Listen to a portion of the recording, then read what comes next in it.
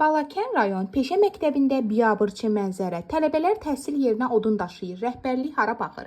Balakən rayon peşə məktəbində yaranmış vəziyyət artıq sadəcə narahatlıq yox, açıq-aşkar idarəetmə böhranı kimi qiymətləndirilir. Direktor Azad Dibirovun rəhbərliyi altında fəaliyyət göstərən bu müəssisədə baş verənlər təhsil adına peşə hazırlığa yüksək və böyük bir utanc nümunəsi kimi göstərilir. İddialara və tələbələrin şikayətlərinə əsasən səhər tezdən dərsə gələn gənclər sinif otaqlarını qızdırmaq üçün peçləri özləri yandırmağa məcburdurlar, həmçinin də daşımağa. Daha da acınacaqlısı odur ki, peç yandırmaq üçün lazım olan odunu da tələbələrin özləri daşıyır. Bəs texniki işçilər hara yoxa çıxıb? Onların vəzifəsi kim tərəfindən nə üçün yerinə yetirilmir?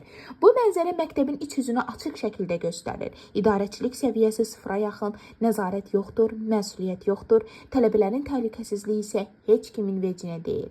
Peşə məktəbi təhsil ocağıdır. Tələbələrin odun daşıdığı, peç qaladığı mərkəz deyil. Bu vəzifə texniki işçilərin üzərinə düşür. Əgər texniki işçilər çalışmırsa, bu artıq birbaşa rəhbərliyin bacarıqsızlığının göstəricisidir.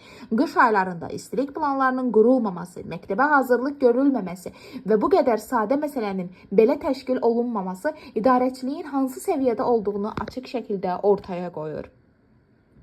Məsələ ilə bağlı üzümüzü tuturuq bütün aidiyyatı qurumlara və güc strukturlarına.